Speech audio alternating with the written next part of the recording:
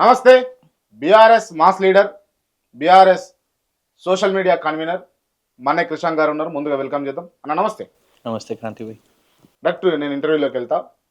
కేటీఆర్ గారి అరెస్ట్, దానికి సంబంధించి పూర్తి స్థాయిలో కాంగ్రెస్ పార్టీ ముమ్మరమైనటువంటి చర్యలు తీసుకుంది. అరెస్ట్ జరగడం వల్ల కేటీఆర్కు బీఆర్ఎస్ పార్టీకి లాభం అవుతా నష్టం అవుతుంది? లాభమే అవుతుంది పొలిటికల్లీ, డెఫినెట్గా లాభం. ఎట్లా లాభం అవుతుంది? ఎందుకంటే ఒక తప్పు చేసిన వ్యక్తి జైలుకు పోవడం వల్ల ఫ్యామిలీకి కావచ్చు, లేకపోతే ఉన్న పార్టీకి వ్యవస్థకు నష్టం జరుగుతుంది కదా. లాభం అని ఎట్లా అంటారు మీరు? తప్పు చేయలేదు కాబట్టి. తప్పు చేయలేదు కాబట్టి 100% తప్పు చేయలేదు. ఓకే. ఈ ఫార్ములా ఈ సంబంధించి కావచ్చు, దాని తర్వాత మన జనవాడ ఇష్యూ కావచ్చు, లేకపోతే లగచర్ల అంశం కావచ్చు, దీంట్లో ఎక్కడా కూడా కేటీ రామారావు గారు లేరంటారా? 100% లేరు. మీరు చాలా అత్యంత ఆప్యాయతగా లేకపోతే చాలా దగ్గర నుంచి ఉంటారు కాబట్టి కేటీఆర్ గారికి నేను మిమ్మల్ని అడుగుతాను, నిజంగా చెప్పండి. యా, మేము యాక్చువల్లీ నవ్వుకుంటున్నాం, రోజు ఎంజాయ్ చేస్తున్నాం. దేనికి? ఒక పొలిటీషియన్ కావాల్సింది అటెన్షన్. కేటీఆర్ గారిని జైల్లో వేయాలని కాంగ్రెస్ ప్రభుత్వం ఇవాళ వాళ్ళ పాలనను పక్కన పెట్టుకొని ఫస్ట్ ప్రయారిటీ ఇది పెట్టుకున్నారంటే, నాకు అంటే కేసీఆర్ గారు మా నాయకులు, కానీ రేవంత్ రెడ్డి గారు కేటీఆర్ గారిని ముఖ్యమంత్రి చేయాలని ఫిక్స్ అయిపోయారు కావచ్చు అని అనిపిస్తుంది. ఎందుకంటే ఫస్ట్ ఫోన్ ట్యాపింగ్ అని అన్నారు. ఏమైందండి? 11 నెలలు కేటీఆర్ గారికి ఏం కూడా అసలు సంబంధమే లేదు. అదేదో డిపార్ట్మెంట్ పని ఏదేదో వాళ్ళు చేసుకున్నారు. కేటీఆర్ గారిని ఏం చేయలేకపోయారు. తర్వాత కొండా సురేఖ గారు పెద్ద నోరు ఉన్నది కదా అని ఏదో లాగిండ్రు. ఏమైంది? కోర్టు మొట్టికాయలు పెట్టింది. మొత్తం సినీ పరిశ్రమ, జాతీయ స్థాయి పెద్దలందరూ కూడా అనేసరికి వాళ్ళకి చిన్న ముఖం అయిపోయింది. అది కూడా మీరు కేటీఆర్ని ఏం లింక్ చేయలేకపోయారు. తర్వాత ఫ్యామిలీ ఫంక్షన్లో ఇది ఉన్నది అది ఉన్నది. కేటీఆర్ గారు వచ్చుంటే కేటీఆర్ గారిని ఇరికిద్దాం అనుకున్నారు. దావత్కి వచ్చుండే, ఇంటి దావత్ అండి. 100%. అంటే ఇంటి దావత్ అంటే నార్మల్ గా 10, 10:30, 11, ఇంకా హార్డ్లీ 12 దాకా అవుతుంది. కానీ మబ్బుల 4 గంటలకు 3 గంటల దాకా ఇంటి దావత్ చేస్తారా? మబ్బుల 4 గంటల వరకు కాలేదు. పోలీసులు వచ్చిందే అక్కడికి 11:30కు, రాత్రి 11:30కు వచ్చారు. ఇంట్లోనే, అది ఇల్లు ఫామ్ కూడా కాదు అది. వారు అక్కడ గృహప్రవేశము ప్లస్ ఇక దివాళీ ఆ ఫంక్షన్ చేసుకున్నారు. ఇంటి మహిళలు ఉన్నారండి. అడ్వాన్స్ దివాళీ చేస్తారా అన్న? అంటే గృహప్రవేశం అని కూడా అంటున్నారు. గృహప్రవేశము, దసరా, దివాళీ అన్నిటి మధ్యలో ఇది వచ్చింది. ఓ ఫంక్షన్ చేసుకున్నప్పుడు మీకు సింపుల్, దీనికి ఏమని చెప్పారు? ముఖ్యమంత్రి కార్యాలయం నుంచి రేవ్ పార్టీ అని అన్నారు. మన దగ్గర సరే ఏ పార్టీకి ఏం డ్రెస్సులు వేసుకున్నా కూడా మహిళలు మీరు అక్కడ చూసిరు, పెద్దవాళ్ళు కూడా ఉన్నారు.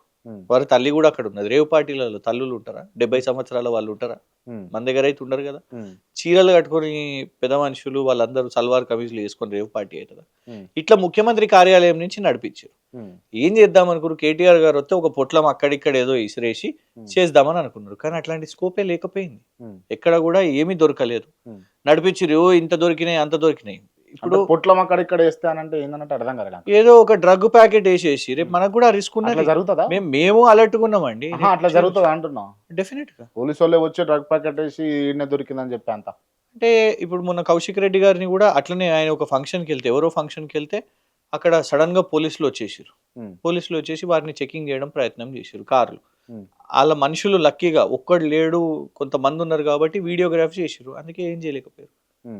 ఇదేమి సంస్కృతి? సడన్ గా ఇండ్లల్లో ఫంక్షన్లు అవుతుంటే, ఏదో ఫంక్షన్కి అవుతుంటే ఈ దూరడం కొత్తగా ఏంటిది? సో ఒక కక్ష పెట్టుకొని ఉన్నారు. ఇంకా మీరు చెప్పిన ఫార్ములా ఈలో ఏం తప్పు చేసిర్రు? ఒక డిపాజిట్ కట్టడం, మన దగ్గరికి ఒక క్రీడను తీసుకొని రావడం. మీరు ఇప్పుడు తమిళనాడులో ఫార్ములా 4 చేసినా అక్కడ ఖర్చు అయింది. అక్కడ ప్రభుత్వం 42 కోట్లు కట్టిండ్రు. ఈవెన్ ఈయన ఒలింపిక్ గేమ్స్ తీసుకొని తెస్తా అంటుండ్రు రేవంత్ రెడ్డి గారు. రూపాయి ఖర్చు కాకుండానే వస్తుందా Olympic games? Commonwealth games, Afro Asian games, ఏ గేమ్స్ అయినా కూడా ప్రభుత్వం అక్కడ ఖర్చు పెడుతుంది. సో ఇక్కడ ఒక క్రీడను తీసుకొని రావడానికి 55 కోట్లు అక్కడ డిపాజిట్ చేశారు. వాళ్ళని కూడా పార్టీ చేయండి. ఇంట్లో ఒకటి మీరు ఏమనుకుంటారు? కేటీఆర్ గారు సరే ఇచ్చిర్రు తీసుకుర్రు అని అనుకుందామని, ఇచ్చిన వాళ్ళు అది ఒకటే ఉంటుందా? ఫార్ములా ఈ సంస్థ వాళ్ళని కూడా జైలు ఎత్తామని వాళ్ళకి నోటీస్ ఇచ్చినావు అసలు కనీసం ఇప్పటిదాకా? అందులో లేనే లేదు. వీళ్ళకి అవగాహన లేకుండా అంటే కేటీఆర్ ని జైలు వేయాలి. ఓకే, నిజంగా అక్కడ 55 కోట్ల వ్యవహారం జరిగింది. ఇచ్చినామని బరాబర్ ఇచ్చినామని చెప్తున్నాం. ఐఎమ్ ద గవర్నమెంట్ అని కేటీ రామారావు గారు అనడం ఎంతవరకు కరెక్ట్ అంటారు? ఐఎమ్ ద గవర్నమెంట్ అంటే ఐ ఆమ్ ద గవర్నమెంట్ అంటే మినిస్టర్ ఏంటిది మరి చెప్పండి. ఐఎమ్ ఇన్ ద గవర్నమెంట్ అంటారా, ఐఎమ్ ద గవర్నమెంట్ అంటారా? ఐ ఆమ్ ద గవర్నమెంట్ అనలేదు. I am part of the government. దాన్ని వొకాబులరీలో అర్థం చేసుకోవాలనుకుంటే ఎట్లనన్నా అర్థం చేసుకోవచ్చు. నెగిటివ్ గా తీసుకోవాలనుకుంటే నెగిటివ్ గా తీసుకోవచ్చు. ఒక ప్రెరోగేటివ్ ఉండదా వాళ్ళకు? పవర్స్ అనేటివి ఉండయా? ఎవరి సొమ్మను మీరు దారాదత్తం చేసిరో అంటే ఐఎమ్ ద గవర్నమెంట్, నేను గవర్నమెంట్, నేను రాజును, నేను ఇస్తా అని చెప్పడం ఎంతవరకు కరెక్ట్ అని అన్నదే అంశం. ఇప్పుడు వాళ్ళు ఇంగ్లీష్ లాంగ్వేజ్ ని పట్టుకోవాలని అనుకుంటే మరి రేవంత్ రెడ్డి గారు ఇంగ్లీష్ ని కూడా పట్టుకొని మనం ఎన్నో తప్పిదాలు తీసుకోవచ్చు. ఆయన బ్రహ్మాండమైన ఇంగ్లీష్. కేటీఆర్ గారు ఐఎమ్ ద గవర్నమెంట్ ఎట్లా అంటారు అని అంటే ఐ టుక్ అ డెసిషన్. ఆయన ఏమంటుండంటే నా అధికారులను నేను ఎందుకు బ్లేమ్ చేయాలి? ఇవాళ రేవంత్ రెడ్డి గారు అధికారులను బ్లేమ్ చేస్తున్నారు. అరవింద్ కుమార్ గారు ఆయన సీనియర్ బ్యూరోక్రాట్ గా కాంట్రిబ్యూట్ చేసిండు, సర్వీస్ చేసిండు. ఆయనది కాదు, పూర్తిగా నా నిర్ణయమే. Yes, as a minister HMDA బాడీకి క్యాబినెట్ నిర్ణయం తీసుకోవాల్సిన అవసరం లేదు. కాబట్టి ఈ క్రీడ రావాలనంటే మనకి 700 కోట్ల రెవెన్యూ బూస్ట్ అయింది, హైదరాబాద్కి ప్లస్ అయిందంటే నేను ఈ డిసిషన్ తీసుకున్నాను. చిన్న ఉదాహరణ చెప్తాను మీకు. మొన్న గచ్చిబౌలి స్టేడియం కోసం ఎలాంటి క్యాబినెట్ నిర్ణయం కాలేదు. 15 కోట్లు ముఖ్యమంత్రి గారు ఇచ్చారు డెవలప్మెంట్ కోసం. ఇదే ముఖ్యమంత్రి గారు ఫంక్షన్లు జరగొద్దు అక్కడ, ఇలాంటి ఏమి అక్కడ స్టేడియంలలో జరగొద్దు అని మాట్లాడారు కదా. మరి దేవిశ్రీ ప్రసాద్ గారి మ్యూజిక్ కాన్సర్ట్ కూడా అయింది. నువ్వు 15 కోట్లు క్యాబినెట్ నిర్ణయం తీసుకోకుండా ఖర్చు పెడతావు, దావత్లు గీవత్లు ఏం అక్కడ స్టేడియంలో కావద్దు అని అంటావు. మళ్ళా దేవిశ్రీ ప్రసాద్ గారిది అందులో అవుతుంది. సో అది నష్టం కాదా? నువ్వు పెట్టిన 15 కోట్లు నష్టం కావా మరి ఆ స్టేడియంకి డెవలప్మెంట్ చేయడానికి? క్యాబినెట్ నిర్ణయం తీసుకొని చేసినవాను మరి పెట్టండి తనని కూడా జైల్లో, రేవంత్ రెడ్డి గారిని కూడా. నేను అనేది ముఖ్యమంత్రులు మంత్రులు తీసుకునే నిర్ణయాన్ని కూడా నువ్వు ఇవాళ తప్పు పడితే పోనీ దాంతో నష్టం జరిగిందా, లాభం జరిగిందా, నష్టం జరిగిందా చెప్పండి. 100% లాభమే జరిగింది. ఏ విధంగా? రెవెన్యూ పరంగా 700 కోట్లు రెవెన్యూ పరంగా నంబర్ 1. నంబర్ 2, ఒక స్పోర్ట్ ఏదైతే మన దేశంలో మొట్టమొదటిసారి ఫార్ములా ఈ ఇక్కడికి వచ్చిందో, ఒక సచిన్ టెండూల్కర్ లాంటి క్రీడాకారుడు, లెజెండ్, శిఖర్ ధవన్ అప్పుడు ఇండియాకి ఇంకా ఆడుతూ ఉండే, రకరకాల క్రీడాకారులు కానివ్వండి, వ్యాపారవేత్తలు, ఆనంద్ మహీంద్రా గారిని ఇవాళ మీరు యూనివర్సిటీ చైర్మన్ గా పెట్టుకున్నారుగా, ఆనంద్ మహీంద్రా గారు కానివ్వండి, వాళ్ళందరూ కూడా కొనియాడారు. అంటే హైదరాబాద్ నెక్స్ట్ లెవెల్ ఇవాళ వెళ్తుంది అని. కానీ నష్టం రేవంత్ రెడ్డి గారితో జరిగింది. ఎందుకు చెప్తా? నిసాన్ సంస్థకు చెందిన ఆ racer, it is a international shame అని అన్నారు. జాగ్వార్ చెందిన సంస్థ వాళ్ళు, it is such shameful that Hyderabad is not in the calendar. So మంచి చేసింది కేటీఆర్, నష్టం చేసింది రేవంత్ గారి. సో హైదరాబాద్ ని ఒక వేరే నెక్స్ట్ లెవెల్ కి తీసుకుపోరాడానికి ప్రయత్నానికి జైల్లో వేస్తారా? రైట్. అంటే అసలు కేటీఆర్ ను అంటే అక్కడ సబ్జెక్ట్ లేదు, అక్కడ తప్పే జరగలేదు అన్నప్పుడు జైలుకు పంపాలన్న ఆలోచన కాంగ్రెస్ కి ఎందుకు ఉంటుంది అనుకుంటారు మీరు? రేవంత్ రెడ్డికి పర్టికులర్లీ ఇది మొదటిసారా కేటీఆర్ గారిని టార్గెట్ చేయడం? సెక్రటేరియట్ కింద ఖనిజాలు ఉన్నాయి, కేటీఆర్ గారు తవ్వి మొత్తం ఆ వజ్ర వైడూర్యాలను తీసుకొని పోతురు అని రేవంత్ రెడ్డి గారు అన్నారు. ఉట్టిగానిలే దాదాపు 100 ఇంటర్వ్యూలన్నా చెప్పారు. అరే నమ్మేటోళ్ళు నిజంగా కూడా నమ్ముతారు కావచ్చు. పిసిసి అధ్యక్షుని హోదాలో అంటారు. ఆధారం ఉందా? లేదు. ఇంకోటి చెప్తా, మనకు కోవిడ్ వచ్చింది అప్పుడు కోవిడ్ డ్రగ్ చేయడానికి కేంద్ర ప్రభుత్వం ఒక కాంట్రాక్ట్ ఇచ్చింది 10,000 కోట్లు. అది కేటీఆర్ బావమరిదికే ఇచ్చిర్రు అని అప్పుడు కూడా ఆరోపణ. ఇంకోటి మీరు అడిగిరు ఇప్పుడు కొడంగల్లో రైతుల విషయం మీద, రైతులకు సపోర్ట్ చేయడం తప్ప? అసలు కాన్సెప్ట్ ఏంటిది? రైతులు అక్కడ మాకు ఫార్మా కంపెనీ వద్దు అని అంటారు. రేవంత్ రెడ్డి గారు రుద్దుతున్నారు. 8 నెలల నుంచి అక్కడ లొల్లి నడుస్తుంది. కేటీఆర్ గారికి ఏం సంబంధం? ఉట్టిగానే రిమాండ్ కాపీలో పేరు రాసేస్తే అయిపోతుందా? పోనీ కొడంగల్ రైతులను కలిసినందుకు కేటీఆర్ గారిని ఉరిదిస్తారా, జైలు వేస్తారా? సో అసలు తలాతోక లేకుండా కేటీఆర్ ని టార్గెట్ చేయాలి, బురద పెట్టాలి. ఎందుకు? ఆయన కంటిన్యూస్ గా మాట్లాడుతున్నాడు కాబట్టి. మీరు మీ ముఖ్యమంత్రి కార్యాలయాన్ని మిస్యూజ్ చేస్తున్నారు అనేసి అన్నారు. ఇప్పుడు కేటీఆర్ 55 కోట్ల ఫార్ములా ఈ కోసం ఖర్చు పెడితే అది మిస్యూజ్ అయితే ఒక మంత్రిగా, మరి నువ్వు నీ బావమరిదికి 1137 కోట్లు అది మిస్యూజ్ కాదా? నీ తమ్మునికి 1000 కోట్ల ఒప్పందం స్వచ్ఛ బయోలో అది మిస్యూజ్ కాదా? నువ్వు ఈస్ట్ ఇండియా కంపెనీ అని పొద్దున్న లేచి తిట్టినోడు మీ మెగాకి వాళ్ళకి ఇస్తున్నావు, అది మిస్యూజ్ ఆఫ్ ఆఫీస్ కాదా?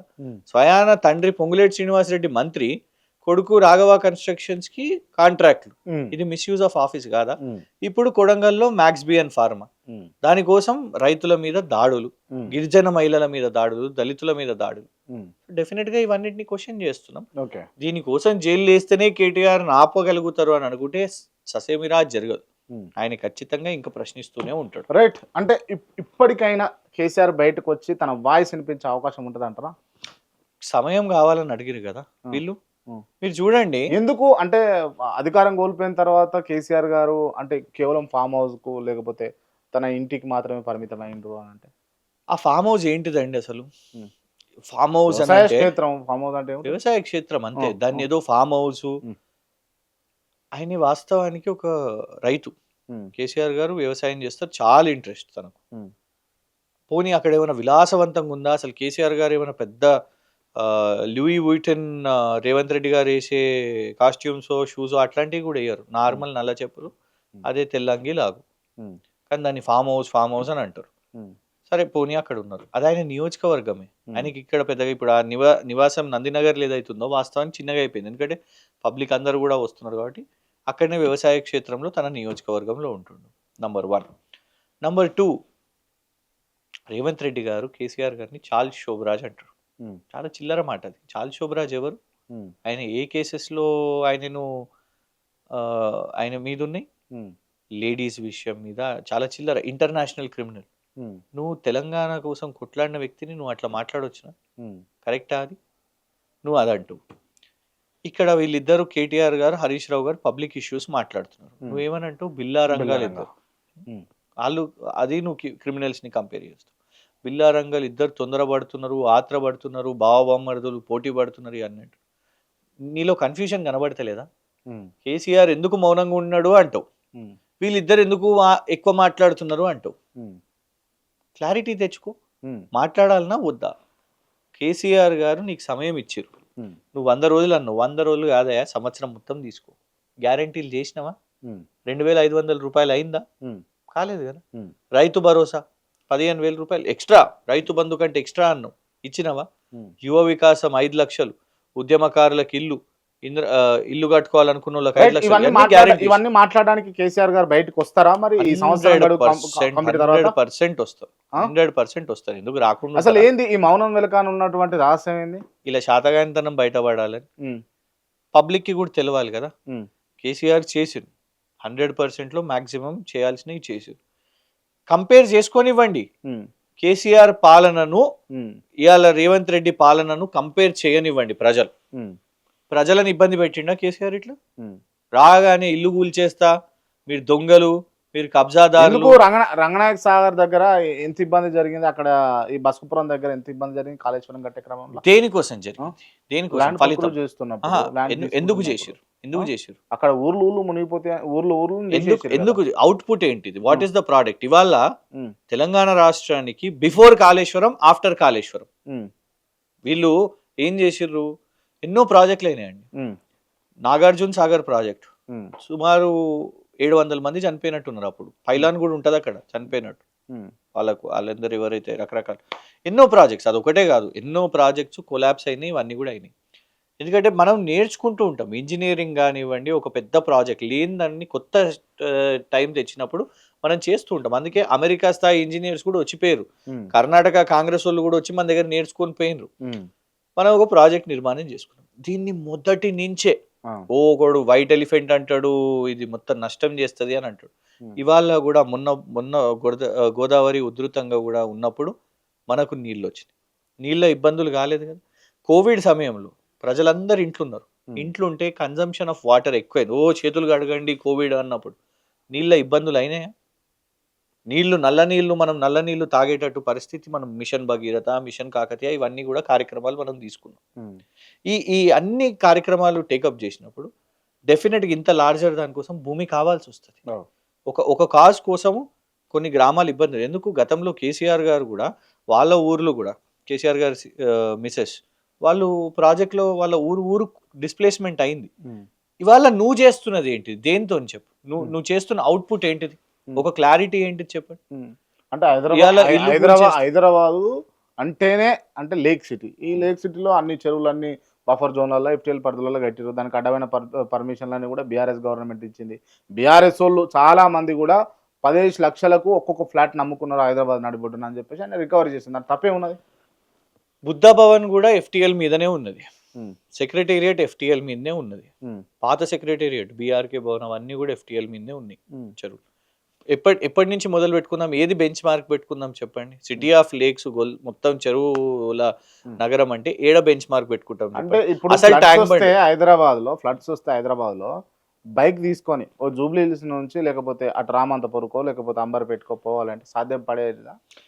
క్రాంతిపై మీరు గమనిస్తే 2020లో ఫ్లడ్స్ వచ్చినాయి కదా, ఆ పరిస్థితి మొన్న మళ్ళా మనకు వర్షాలు వచ్చినప్పుడు అట్లుండేనా? అదే స్థాయిలో పడ్డాయి మొన్న కూడా వర్షాలు. మొన్న అట్లుండేనా? ఎస్ఎన్డిపి నాలా డెవలప్మెంట్ కార్యక్రమం తీసుకున్నాం, దాని రిజల్ట్ కనబడ్డది. నాలాల ఏదైతే మనము కార్యక్రమం చేపట్టిన తర్వాత ఎస్టీపీస్ కూడా సీవేజ్ ట్రీట్మెంట్ ప్లాంట్ కూడా ఏదైతే టేకప్ చేసినామో అవి రిజాల్వ్ చేసినాం. మీరు అవి చేయండి చాలు. నంబర్ 1 అవి చేయండి. డెఫినెట్ గా అక్రమాలను కూడా మీరు కూల్చివేతలు చేయండి.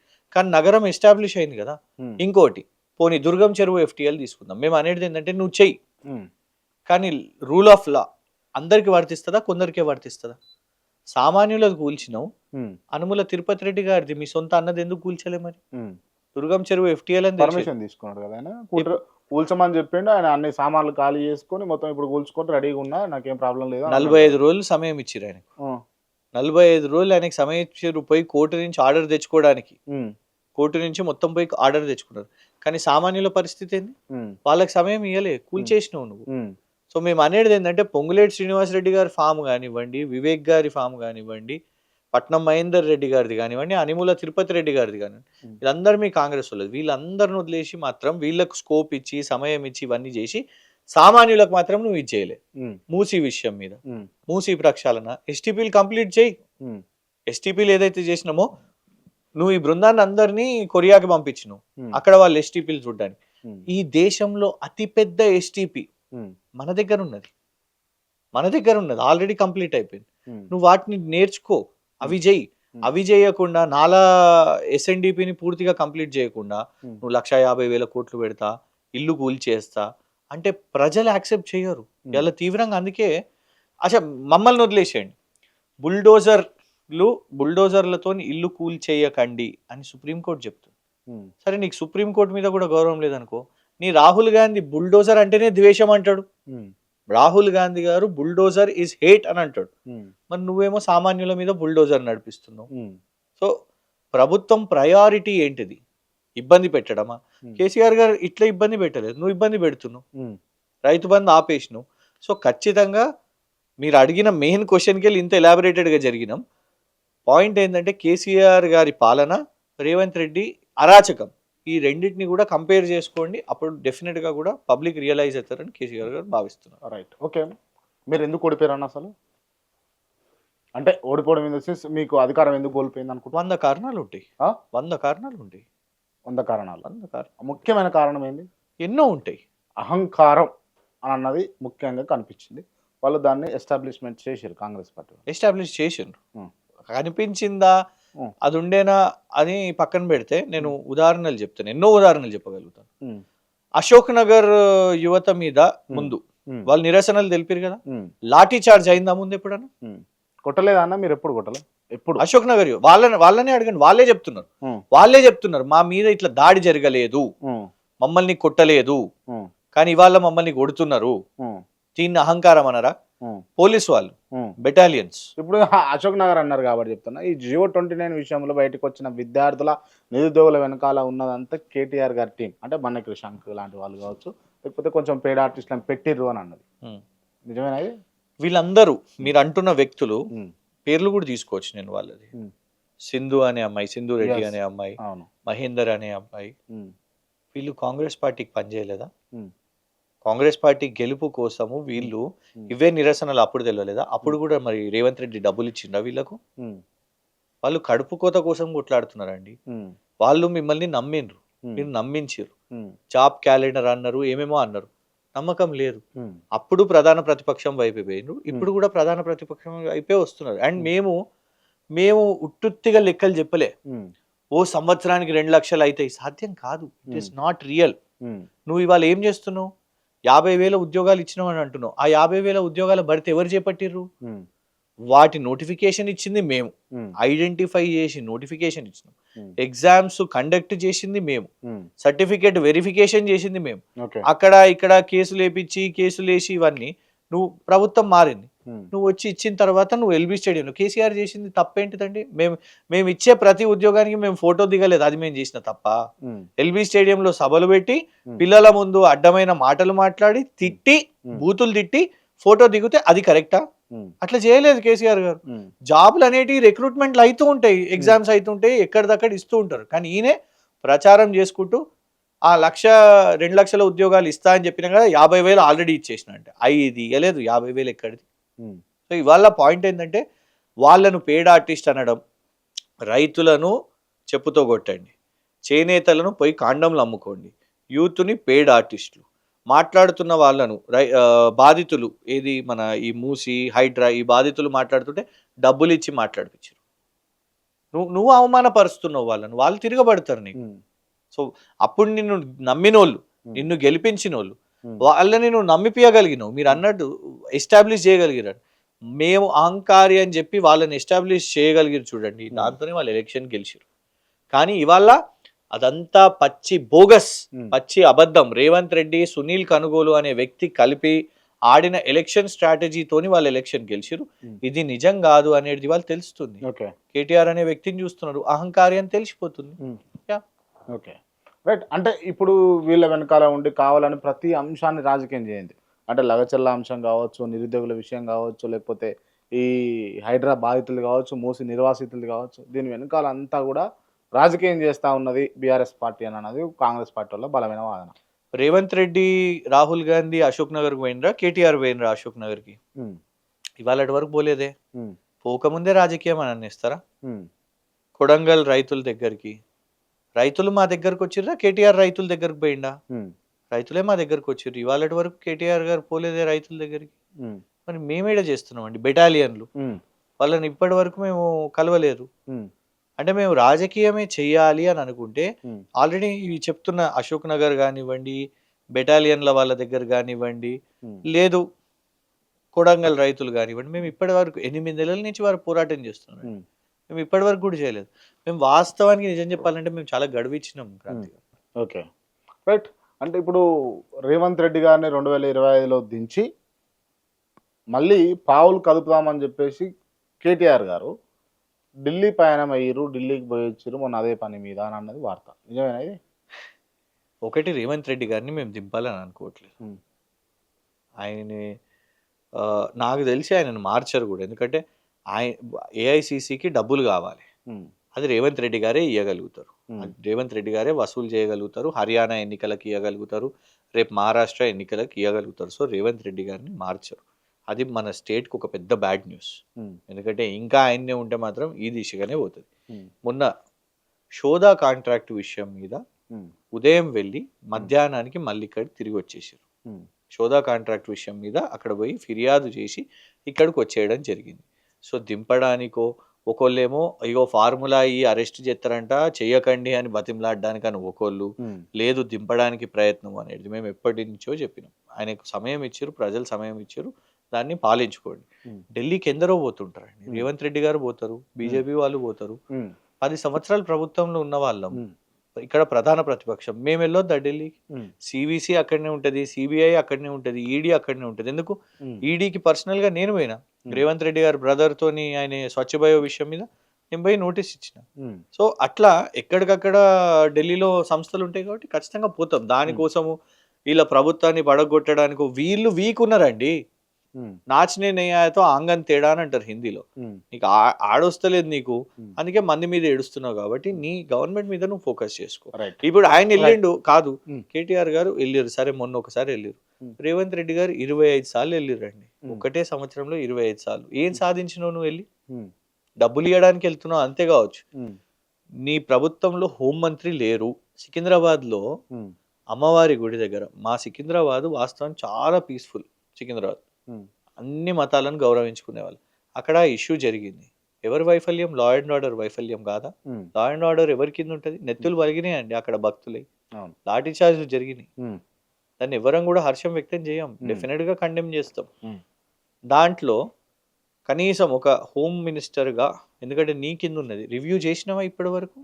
చేయలేదు. కొడంగల్ నీ సొంత నియోజకవర్గం, లా అండ్ ఆర్డర్ ఫెయిలియర్, ముఖ్యమంత్రి నియోజకవర్గం ఫెయిలియర్, రివ్యూ చేసినావా? నీ రైతులు నీ నియోజకవర్గ ప్రజలతో మాట్లాడినావు, వాళ్ళు ఏంది, నువ్వు ఎమ్మెల్యే కూడా కావు, ముఖ్యమంత్రి వదిలి, కానీ వాళ్ళు నిన్ను గెలిపించిన పాపాన నువ్వు ఇవాళ ఏం చేసినావు? కరెంటు ఆపేసి ఇంటర్నెట్ కట్ చేసి వాళ్ళ మీద దాడులు జరిగినాయి. ఇదా నీ ప్రజాపాలన? ఇదా నీ ప్రజాస్వామ్యం? నువ్వు రాగానేమో చెప్తున్నావుగా, ప్రజాభవన్, ప్రగతి భవన్, ప్రజాభవన్, ప్రజా దర్బార్, ఎన్నిసార్లు పాల్గొన్నారు క్రాంతికారి? లెక్క చెప్పండి నాకు. మొదలు పెట్టిన ఒకే ఒక రోజు పోయి వెంకట్ బల్మూరు కార్యకర్తలు, కాంగ్రెస్ కార్యకర్తలతో ఫోటో దిగారు.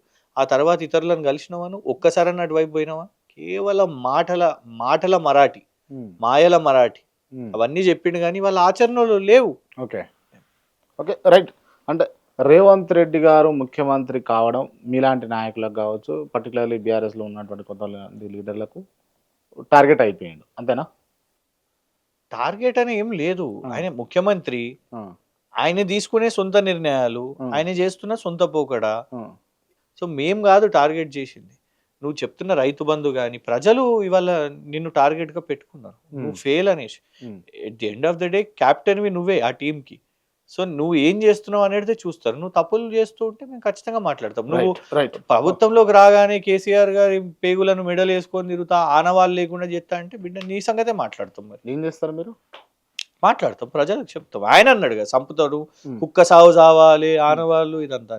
ప్రజలు మాకు అల్టిమేట్ గా ప్రజాస్వామ్యంలో ప్రజలే అండి. కోర్టైనా, తీర్పైనా, ఓటైనా ప్రజలే. ఆ ప్రజల దగ్గరికే పోతాం. ఓకే, కాంగ్రెస్ పార్టీ, ఇప్పుడున్నటువంటి కాంగ్రెస్ పార్టీ, రేవంత్ రెడ్డి గారు బీఆర్ఎస్ ఎమ్మెల్యేలను తీసుకుంటే ఓ రాద్ధాంతం చేస్తారు. గతంలో మీరు ఈ కాంగ్రెస్ ఎమ్మెల్యేలను తీసుకొని పార్టీని ఎస్టాబ్లిష్మెంట్ చేసి దీన్ని జీరో, ప్రతిపక్షమే లేకుండా చేద్దాం, జీరో చేద్దాం అని చెప్పి ప్రయత్నాలు చేయలేదా? చూడండి, మేము ఒకవేళ తప్పులే చేస్తే నంబర్ 1 మాకు ఆల్రెడీ ప్రజలు తీర్పిచ్చేసారు కదా, తప్పో ఒప్పో వాట్ ఎవర్ ఇట్ ఈస్. ఇంకోటి, మేము రాజ్యాంగబద్ధంగా మర్జర్, ఫిరాయింపుల చట్టాన్ని మేము ఉల్లంఘించినామా? మేము ఉల్లంఘించలేదు. బీజేపీ తీసుకున్నది ఇతర రాష్ట్రాల్లో మర్జర్స్ చేసుకున్నారు, కాంగ్రెస్ మర్జర్స్ చేసుకున్నారు, కానీ బీఆర్ఎస్ మర్జర్ చేస్తే తప్పు అయిందంట. సరే, తప్పు అని మమ్మల్ని అన్నావు కదా, మమ్మల్ని తప్పు అన్నప్పుడు నువ్వు మంచి పాలన చేయి. మరి మమ్మల్ని తప్పు అని పాయింట్అవుట్ చేస్తే, మేము చేసింది చట్టబద్ధంగా రాజ్యాంగబద్ధంగా ఉన్న ఏదైతే ప్రొవిజన్స్ ఉన్నాయో దాన్నే మేము పాటించినాం. మేము తప్పు అని నువ్వు ప్రచారం చేసినావు, మా దగ్గరకు వచ్చిన వాళ్ళను రాళ్లతో కొట్టి చంపండి అని అన్నావు. మరి నువ్వేం చేస్తున్నావు ఇవాళ? ఆచరణకు నువ్వు చేసేదానికి తేడా ఉన్నదా లేదా? ఇలా నువ్వు ఏదైతే మాట్లాడుతున్నావో, రాహుల్ గాంధీ మాట్లాడుతున్నాడో, రాహుల్ గాంధీకి టోటల్ ఆపోజిట్ గా నువ్వు చేస్తున్నావు. దాన్ని మేము ఎందుకు క్వశ్చన్ చేయొద్దు? కృష్ణ గారు, మా టీం కొన్ని ప్రశ్నలు మిమ్మల్ని అడగాలని చెప్పేసి వాళ్ళు ఇవ్వడం జరిగింది. సో ఆ ప్రశ్నలు నేను వెంటనే అడుగుతా ఉంటా, దానికి ప్రతి దానికి కూడా క్లియర్గా నీట్గా సమాధానం చెప్పేటటువంటి ప్రయత్నం చేయండి.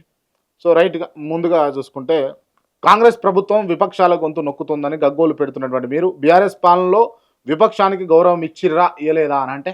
డెఫినెట్గా వాళ్ళు రేస్ చేసినవి పాజిటివ్గా తీసుకున్నాం. మేము ఏనాడు పర్సనల్ గ్రాడ్జ్గానో, వాళ్ళ కుటుంబాలను రాజకీయాల్లో లాగాలను, వాళ్ళ మీద కేసులు వేయాలను అట్లాంటివి చేయలేదు. కానీ ఇప్పుడు అట్లాంటివి చేస్తున్నారు. విపక్షం పేరు మీద ఇష్టం వచ్చినట్టు పచ్చి బూతు రాజకీయం చేస్తే, రేవంత్ రెడ్డి గారు చేసినట్టు, ఇంకొందరు చేసినట్టు, దాన్ని ఎందుకు సహించాలి? మేము ఇలా కూడా వాళ్ళ తప్పే చేస్తున్నారు, డెఫినెట్ గా వాళ్ళు దాన్ని భరించాల్సి వస్తుంది. ఇప్పుడు ఏడాది కాలంలో కాంగ్రెస్ పాలన, 10 ఏళ్లలో బీఆర్ఎస్ ప్రభుత్వం మూటగట్టుకున్నటువంటి ప్రజా వ్యతిరేకత రెండింటిని పోలిస్తే, మేము చూడండి 10 సంవత్సరాల్లో మేము 100% అయితే చేయలేము, కష్టం. సో కొన్ని సెక్షన్స్ మా మీద కోపం వచ్చి ఉండొచ్చు కాక, కొందరికి చేసినందుకు కొందరికి నచ్చకపోవచ్చు కాక, కానీ ఇట్ టుక్ టైం. ఎందుకంటే మేము చాలా మందికి మంచి చేసినవి కూడా ఉన్నాయి. రకరకాల ఇన్ఫ్రాస్ట్రక్చర్లు కానివ్వండి, స్కీమ్స్ కానివ్వండి, రైతులు లాంటి ఒక పెద్ద సెగ్మెంట్, అంటే మనం చూసే కిసాన్ సమ్మాన్ నిధి అని మొత్తం దేశమే నేర్చుకునేటట్టు, ఖచ్చితంగా రైతాంగం అనేది ఒక పెద్ద కుటుంబం, దానికంటే పెద్ద ఇంకేది ఉండదు. అట్లాంటి వాళ్ళకి మేము చేసినాం. కానీ ఈ ఒక్క 11 నెలల్లోనే నువ్వు అందరినీ డిస్టర్బ్ చేసినావు. నువ్వు రియల్ ఎస్టేట్ వాళ్ళని డిస్టర్బ్ చేసినావు, రైతులను డిస్టర్బ్ చేసినావు, యూత్ని డిస్టర్బ్ చేసినావు, పోలీస్ డిపార్ట్మెంట్లో ఉన్న వాళ్ళని డిస్టర్బ్ చేసినావు, మహిళలను డిస్టర్బ్ చేస్తున్నావు, మహిళల భర్తలను కూడా బస్సుల విషయం మీద డిస్టర్బ్ చేసినావు, ఆటో డ్రైవర్లను కూడా డిస్టర్బ్ చేసినావు. చాలా స్పీడ్గా ఉన్నావు నువ్వు వ్యతిరేకతను తెచ్చుకోవడంలో. మీరు మూసీ సుందరీకరణ ప్రాజెక్టుపై చేసిన ఆరోపణలకు కట్టుబడి ఉంటారా? 100%. ఎందుకంటే వాళ్ళకు ఒక క్లారిటీ లేదు.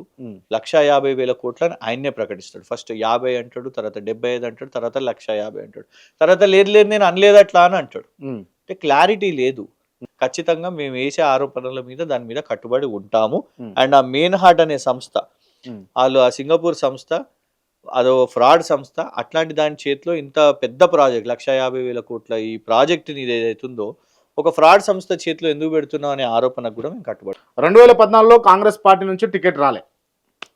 అప్పటికి ఇంకా మీరు పార్టీలో ఎదగలేదు కాబట్టి కామ్గా ఉన్నారు. కానీ 2019లో పెద్దపల్లి టికెట్ ఆశించినా రాలేదని చెప్పేసి బీఆర్ఎస్ పార్టీలో చేరారు.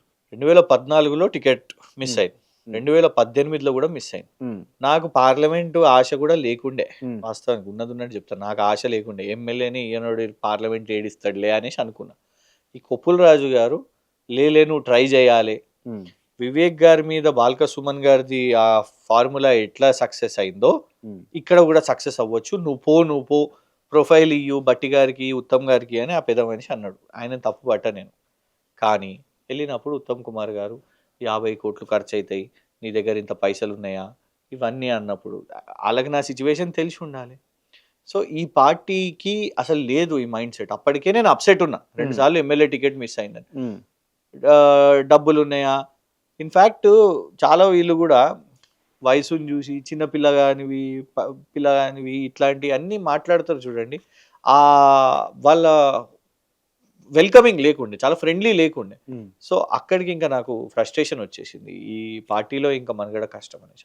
అందుకోసం వచ్చారు, పార్టీ టికెట్ గురించి కాదు.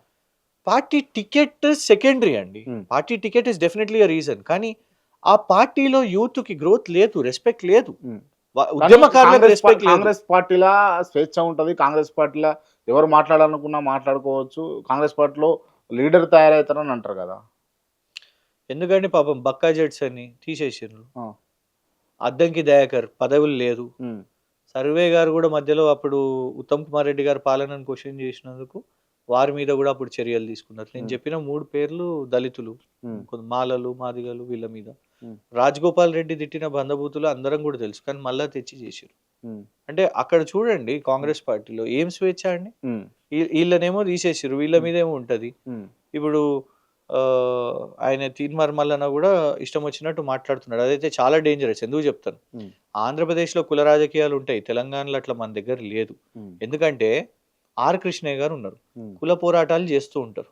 కానీ ఈనాడు ఇతర కులాన్ని బూతులు తిడతారు కదా. ఒక కులం కోసం మనం పోరాటం చేస్తున్నాం అంటే ఇతర కులాలను ద్వేషించాల్సిన అవసరం లేదు. నాకు తెలిసి బీసీలు కూడా దాన్ని ఒప్పుకోరు. కానీ ఈయన ఓటు రాజకీయాల కోసం ఒక కమ్యూనిటీ మీదకి మాట్లాడడం. ఒక పార్టీలో ఉన్నావు నువ్వు, ఒక శాసన మండలి సభ్యునిగా ఉన్నావు, కులాల మధ్యలో పంచాయతీ ఎట్లా పెడతావు? మల్లన్న రాజకీయాల కోసం బీసీ వర్సెస్ రెడ్డి కావాలనా? రెడ్డిలైనా బీసీలైనా వీళ్ళిద్దరు ఎందుకు కొట్టుకోవాలి ఒక వ్యక్తి కోసం? నీ న్యాయ పోరాటం ఏంటిదో అడుగు. నీకు బీసీల కోసం డిమాండ్స్ ఉన్నాయి, అడుగు. రెడ్డిస్ డామినేట్ చేస్తున్నట్టే క్వశ్చన్ చెయ్యి. కానీ నీ రాజకీయం కోసం ఇది ఎట్లా నువ్వు అంటావు? సో డెఫినెట్ గా కాంగ్రెస్ పార్టీ చేస్తున్న ఆ డివిజివ్ పాలిటిక్స్ కరెక్ట్ కాదు. ఓకే, మీరు గతంలో కూడా బీఆర్ఎస్ పార్టీ నుంచి టికెట్ ఎక్స్పెక్ట్ చేశారు, గతంలో రాలే. కాంగ్రెస్ లో టికెట్ రానందుకే బయటకు వచ్చారు అని అనుకుంటే కనుక బీఆర్ఎస్ లో కూడా రాలే. ఇప్పుడు ఈసారి కూడా రాకపోతే పార్టీ మారే అవకాశాలు ఉంటాయా? లేదు, అసలు మారనండి. అసలే ఆల్రెడీ 23లో మొన్న కూడా మిస్ అయింది, తర్వాత బై ఎలక్షన్ ఉండే మిస్ అయింది, వెళ్ళినానా. సో ఏ మాత్రం నేను ఇప్పుడు టికెట్ ప్రయారిటీ అనే అంటే వస్తే అవకాశం రావాలి, నాకు అవ్వాలని ఉంది, ఆ ప్యాషన్ ఉంది. కానీ ఒక్కసారి పార్టీ మారడమే చాలా పెద్ద నిర్ణయం, టఫ్ నిర్ణయం, అంత ఈజీ కాదు సైకలాజికల్గా. ఎందుకంటే ఇప్పుడు చూడండి చాలా మంది అంటారు నువ్వు పార్టీ మారినావు అనేసి అంటారు. ఎందుకు మారినా? ఏమైనా లొట్టపీస్ వచ్చిందా నాకు అక్కడ కాంగ్రెస్ నుంచి? ఏమైనా అవకాశం వచ్చిందా? ఒక ఎమ్మెల్యేను ఏదన్నా టికెట్ వచ్చిందా? కార్పొరేటర్ ఏమీ రాలేదే, గౌరవం కూడా రాలేదే. మీ పార్టీకి చేసిన రికగ్నిషన్ కూడా కనీసం అయ్యో పాపం మా పార్టీకి చేసిండు. రేవంత్ రెడ్డి లాంటి చేతిలో మాటలు పడాల్సి వస్తుంది, ఇష్టం వచ్చిన మాటలు పడాల్సి వస్తుంది. సో అందుకే యూనో ఐ మూవ్డ్ ఆన్. కానీ ఒక డిసిషన్, టఫ్ డిసిషన్ ఊకే తీసుకోలేము. సో ఇక life long only with KTR. Life long promise చేస్తారా ఈ వేదికగా? యా తప్పకుండా 100% I will sale through with KTR గారు. కాంగ్రెస్ పార్టీలో స్పోక్ పర్సన్ గా పనిచేసినటువంటి మీరు అదేవిధంగా ఇప్పుడు బీఆర్ఎస్ పార్టీలోనూ కూడా అదే పదవిలో ఉన్నారు. ఉమ్. ఇది పక్కన పెడితే అసలు కంటోన్మెంట్కు మీరు ఏం చేసిరని టికెట్ ఇవ్వాలి మీకు అని అంటే దునియా చేసినాను నేను. 30,000 మంది ఓట్లు తీసేసిరండి. ఒక్క నాయకుడు ఇప్పుడున్నోళ్ళైనా ముందున్నోళ్ళైనా వాళ్ళ కోసం పోరాడినోళ్ళు కాదు. పాపం మా ప్రజలకు కూడా తెలియదు ఎవరు ఓట్లు పోయినా నోటీస్ కూడా ఇవ్వలేరు. ఇది చిన్న విషయం కాదుగా. 30,000 మంది తొలగిస్తే ఇంటింటికి పోయినా వాళ్ళ కోసం నిలబడ్డా, కోర్టుకు పోయినా కొట్లాడుతూ ఉన్న వాళ్ళ కోసం. అది పక్కన ఇల్లు కూల్చేస్తామని, ఎందుకంటే ఒక ఇల్లు ముఖ్యం. ఎంతో ఒక జనరేషన్ కష్టపడితే ఒక ఇల్లు నిర్మాణం చేస్తారు. అప్పటి కంటోన్మెంట్ బోర్డు వాళ్ళు మేము పాత ఎయిర్పోర్ట్ దగ్గర మొత్తం రోడ్డు కావాలనేసి ఇల్లు కూల్చేస్తామని అన్నారు. 1000 ఇల్లు పోతుండే. నన్ను ఆపిచ్చింది నేను. అక్కడ పోయినాను, కూర్చున్నాను, ధర్నాలు చేసినాను. ఆర్మీ రోడ్ల విషయం మీద, ఆర్మీ రోడ్ ఇష్యూస్ మీద, అక్కడ చెత్త డంపింగ్ యార్డ్ ఇష్యూ మీద ఇవన్నీ పోరాటాలు చేసినాను. ఇండివిజువల్స్ గా ఎంతో మందికి మెడికల్ కానివ్వండి, ఎడ్యుకేషన్ కానివ్వండి, ప్రోత్సాహం కానివ్వండి, కోవిడ్ సమయంలో ప్రతి లాక్డౌన్ లో ఇండివిజువల్ నాకున్న కెపాసిటీలో పోయి ప్రజలకు వాళ్ళకు అంటే అది ఇవన్నీ కూడా చెప్పుకోవాల్సిన అవసరం లేదు. కానీ మీరు అన్నందుకు ఏం చేసినామని అంటే కోవిడ్ ఇంటింటా కూడా మేము అక్కడ హెల్ప్ చేయడానికి ఉన్నాం. ప్రతిసారి అది చేసినందుకు నాకు కూడా కోవిడ్ ఆ వేవ్ లో అటాక్ అయింది ప్రతిసారి. కానీ వీ డిడ్ నాట్ స్టాప్. వరదొచ్చినా, కరువున్నా, ఈవెన్ కోవిడ్ ఉన్నా కూడా, ప్రజల్లో ఉన్న టికెట్ మిస్ అయినా కూడా ఆ నియోజకవర్గాన్ని వదలలేదు. అక్కడ ఉన్న నా వెల్ విషర్స్ కానివ్వండి, నా సపోర్టర్స్ కానివ్వండి, ఎప్పుడు ఒకటే అండి. పొలిటీషియన్ కంటే ఎక్కువనో, ఆస్తుల కంటే ఎక్కువనో కంటోన్మెంట్లో ఒక సామాన్యునికి మాకు ఒక సమస్య ఉన్నది, మా పక్కన ఒకళ్ళు వచ్చి నిలబడాలంటే ఆ నిలబడడానికి నేను సిద్ధంగా ఉన్నాను. మిడిల్ క్లాస్ నుంచి వచ్చినటువంటి మీకు ఒక దశలో కారు పెట్రోల్కు డబ్బులు కూడా ఉండేవి కావని తెలుసు. అలాంటి స్టేజ్ నుంచి టీఎస్ఎండి చైర్మన్ అయిన తర్వాత షార్ట్ టైంలోనే షామీర్పేటలో 4 ఎకరాల్లో ఫామ్ హౌస్ ఎలా కట్టగలిగిర్రు? 4 ఎకరాల్లోనా? ఎక్కడుందో నన్ను తీసుకపోండి, దండం పెడతా. ఫామ్ హౌస్ 4 ఎకరాల్లో ఎక్కడుందో నన్ను తీసుకెళ్ళండి. నిజంగా నాకు అది ఉంటే అది ఇప్పియండి ప్లీజ్. లేదా మీకు ఫామ్ హౌస్ లేదా? క్లియర్ అయింది? క్లియర్. ఓకే. ఏ స్థాయిలో అవినీతి చేస్తే అంత విలువైన ఆస్తిని సంపాదించగలుగుతారు అని అంటే? నేను ఆస్తి సంపాదించలేదు భయ్య. ఇంకా క్లియర్ 100% ఏం లేవా ఆస్తులు ఇప్పుడు మీకు? లేదు. అంటే మా ఫాదర్ మా తాతలే. ఫాదర్ ఆస్తులు ఉన్నాయి, తాతల వారసత్వ ఆస్తులే అంతే. వారసత్వ ఆస్తులు అవి కూడా ఎకరాల్లో లేవు. కేటీఆర్ గారికి అంత ఆప్తునిగా ఉంటారు కదా, ఏం సంపాదించలేదా మీరు గవర్నమెంట్ లో ఉన్నప్పుడు? నాకు ఎమ్మెల్యే కావాలని ఉండేయండి. ఎమ్మెల్యే కావాలంటే డబ్బులు కావాలి కదా. అది ఎందుకో రాదు, వ్యాపారం చేయడం ఇంకా రాదు. టీఎస్ఎండిసిగా కూడా ఇప్పుడు చాలా వింటూ ఉంటాను. చాలా మంది లారీ డ్రైవర్స్ నా దగ్గరకు వస్తూ ఉంటారు. వాళ్ళు చెప్తున్నారు, సార్ మీరు ఏనాడు ఒక ఛాయ్ కూడా మా దగ్గరికి వెళ్ళి తీసుకోలేదు, ఏనాడు నేను కాంట్రాక్టర్స్ని కూడా కలవలేదు. నేను ఛాలెంజ్ చేస్తున్నాను, ఒక్క కాంట్రాక్టర్నైనా ఎవరినైనా మీరు తెచ్చి నా ముందు కూర్చోబెట్టి మేము క్రిషాంక్కి డబ్బులు ఇచ్చినాము అని ఒక్క ఆధారం చూపెట్టినా నేను మీకు ఛాలెంజ్ చేస్తున్న క్రాంతి గారు, శాశ్వతంగా మళ్ళీ రాజకీయాల్లో కనబడ క్షమాపణ చెప్తా, ముక్కు నేలకు రాసి క్షమాపణ చెప్పి శాశ్వతంగా రాజకీయాలు వదిలేస్తా. రైట్, ఇది బెస్ట్ ఛాలెంజ్ అన్న నాకు తెలిసి. డెఫినెట్ గా. రైట్, ఈ మొత్తం స్టేట్ లో ఆరు మొత్తం కంట్రీలో ఎప్పుడైనా ఒక కాంట్రాక్టర్ వచ్చి మేము క్రిషాంక్ కి 5 రూపాయలు ఇచ్చినాం అని ప్రూవ్ చేస్తే I will forever apologise in public. ఇక్కడ ముక్కు నేలకు రాసి నేను శాశ్వతంగా రాజకీయాలు వదిలేదు. ఎన్ఎస్యుఐ స్టేట్ ప్రెసిడెంట్ గా ఇటీవలే వెంకటస్వామి ఎన్నికైండు.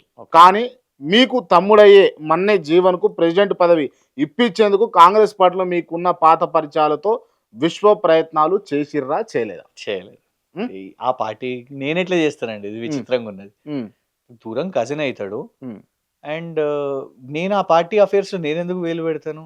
ఓకే, మరి ఆ టైంలో మన్నే జీవన్ కు ప్రెసిడెంట్ పదవి రాలేదని చెప్పేసి మీరు ట్వీట్ చేసినటువంటి అంశం మన్నే జీవన్ కి రాలేదు అనేసి కాదు, వెంకటస్వామికి కంగ్రాట్స్ కూడా చెప్పినాను కదా. నేను ఈవెన్ వెంకట్ బల్మూర్కి కూడా చెప్పినాను, ఎందుకంటే మేము అందరం కలిసి పనిచేసిన వాళ్ళం. నేను వెంకట్ బల్మూర్ ఎలక్షన్స్ లో గెలవాలని అప్పుడు ఓట్లు వేపియడం కానివ్వండి, ఎన్ఎస్యుఐ యూత్ కాంగ్రెస్ ఎలక్షన్స్ లో చాలా యాక్టివ్గా ఉండేవాడిని. సో నేను సృజన్ కానివ్వండి, వెంకట్ స్వామి కానివ్వండి, జీవన్ కానివ్వండి, వీళ్ళందరూ కూడా యంగ్స్టర్స్ ని నేను సపోర్ట్ చేసిన వాళ్ళని, వాళ్ళు మంచి కోరుకునే వాళ్ళని అట్లా ట్వీట్ చేసిన. ఇక కంటోన్మెంట్ లో క్షేత్రస్థాయిలో పని చేసుకోమంటే సబర్మతి, మహారాష్ట్ర అంటూ ఎందుకు తిరుగుతుంటారు? అవన్నీ పార్టీ వర్క్సే కదా. ఇప్పుడు బండి సంజయ్ గారు అప్పుడు ఛాలెంజ్ చేసారు నీళ్ళ విషయం మీద. సో ప్రధానమంత్రి నరేంద్ర మోదీ గారి దగ్గర సబర్మతిలో కానివ్వండి, కాశీలో కానివ్వండి, ఏ విధంగా మనం అనుకునే క్లీన్ గంగా కాదు, అక్కడ ఎట్లా ఉంది అనేది చూపెట్టడానికి పోయినాను రీసెర్చ్లో భాగంగా. కానీ కంటోన్మెంట్లో ప్రతిరోజు ఉంటాను. ఒక్కరోజు గుజరాత్కి పోయింది ఒక్కరోజు, వారణాసికి పోయింది ఒక్కరోజు, గంతే. నేను మిగతా ఏ హాలిడేలకు అయితే పోయింది లేదు. రీసెర్చ్ అనేది ఉంటే సింగపూర్ మెయిన్ హార్ట్ కంపెనీ దాకా పోయిన ఉందండి. సో ఆ గ్రౌండ్ రిపోర్టింగ్ చేయాలి కాబట్టి గ్రౌండ్ గురించి తెలుసుకుంటేనే కదా తెలిసేది. Cantonment I'm always there. Manne Krishank sympathy politics నడిపిస్తారని సోషల్ మీడియాలో మీకు మంచి పేరు ఉంది. అవునా? ఆ. అంటే ఏ విధంగా అంటారు? ఓకే, కాంగ్రెస్ బీజేపీలకు సపోర్టివ్గా ఉండే కొన్ని సోషల్ మీడియా పేజీలను బ్లాక్ చేసిన మీరు బీఆర్ఎస్ నుంచి టికెట్ రాకపోయేసరికి మళ్ళీ ఆ పేజీలను అన్బ్లాక్ చేసి మీపై సింపతి వ్యక్తం చేసే వారందరికీ రిప్లైస్ ఇవ్వడం మీ ఉద్దేశం? లేదండి, రిప్లైస్ అని కాదు. ఒకటి చెప్తాను. నేను కూడా ఒక హ్యూమన్ బీయింగ్నే కదా, నాకు కూడా ఫీలింగ్స్ అనేటివి ఉంటాయి కదా, నన్ను అటాక్ చేస్తూ ఉంటారు. నేను ఒకటే ఏమంటానంటే, బూతులు తిట్టే వరకు నేను ఇప్పటికీ బ్లాక్ చేస్తుంటా. అది ఎవరినైనా కూడా బ్లాక్ చేస్తుంటా. దాన్ని నువ్వు పెద్ద స్ట్రాటజీగాను బ్లాక్లు అన్బ్లాక్లు పెట్టి పియడాలు అది ఏమి ఉండదు. అంత సిల్లీ పాలిటిక్స్ అది. సింపతి పాలిటిక్స్ నష్టపోయినానండి. ఇంకా గింపతీలు ఏం కావాలి? ఏం లాభం చెప్పండి? ఏం చేసినామని? ఓకే, ఫైనల్ గా మీది ఓ మధ్యతరగతి కుటుంబం అని అందరికి తెలుసు. ఓయూలో విద్యార్థి రాజకీయాల ద్వారా ఎదిగినటువంటి మీరు అప్పటికే సర్వే సత్యనారాయణ గారి తన బిడ్డనిచ్చి పెళ్లి చేశారు. ఆ తర్వాత రాజకీయంగాను అండగా ఉన్నారు. మరి స్వయాన మీ మామకు 2018లో కాంగ్రెస్ పార్టీ టికెట్ ఇస్తే మీరు ఎందుకు సపోర్ట్ చేయలేకపోయారు? ఒకటి, నెంబర్ 1, మేమిద్దరం క్లాస్మేట్స్ ఉండే. పొలిటికల్గా నేను ఆల్రెడీ స్టూడెంట్ లీడర్గా ఉండే. ఆ తర్వాత కాంగ్రెస్ పార్టీలో చేరినాను. కొప్పుల రాజు గారి త్రూ దామోదర్ రాజు నరసింహ గారు కండువా కప్పారు. సో పొలిటికల్లీ నేను వారి బ్యాక్గ్రౌండ్ని కానివ్వండి, ఎప్పుడు వారి లీనియేజ్ని నేను తీసుకోలేదు. నా సొంతంగా నేను పోదు. 2014లో టికెట్ మిస్ అయింది, 2018లో కూడా మిస్ అయింది. ఒక టర్బ్యులెన్స్ వాతావరణం అయితే వాస్తవం. ఎందుకంటే వారు టికెట్ తీసుకున్నారు. నా ఫీలింగ్ ఏముండే అంటే, వారు పెద్ద నాయకులు, వారికి ఎన్నో అవకాశాలు వస్తాయి, ఎక్కడ అడిగినా కూడా ఇస్తారు. పార్లమెంట్ కూడా స్కోప్ ఉండే. ఇన్ఫ్యాక్ట్ నెక్స్ట్ నేను రీడింగ్ చేసినట్టు నెక్స్ట్ కాంగ్రెస్కి ఎంపీ ప్లస్ అయింది. గమనించండి, రేవంత్ గారు గెలిచిర్రు, ఉత్తమ్ గారు గెలిచిర్రు, కోమటిరెడ్డి వెంకటరెడ్డి గారు గెలిచిర్రు. అది నా రీడింగ్ ఉండే. మీరు ఎంపీ తీసుకోండి. ఇది నేను ఎందుకంటే నేను వేరే ఎక్కడ చూడలేదండి. కంటోన్మెంట్ తప్ప నేను వేరే ఎక్కడ చూడలేదు. నాకు అది పోతే అవుట్, మళ్ళీ 5 years అనేది నాకు ఉండే. కానీ దాని తర్వాత కొంచెం అప్సెట్ ఉండే నేను. కానీ ఆ తర్వాత తిరుగుమన్నారు. ఒక సామాన్య కార్యకర్తగా నా స్థాయిలో నేను తిరిగినాను. కానీ తెలంగాణ మొత్తమే టీఆర్ఎస్ వేవ్ అందరు చూసారు. కంటోన్మెంట్లో కూడా కనబడ్డది. అండ్ ఇంకోటి, గెలవలేని క్రిషాంక్, శాతగాని క్రిషాంక్ ఇన్ని అన్నారు. క్రిషాంక్కి అంత సీన్ లేదు, అందుకే టికెట్ ఇవ్వలేదు.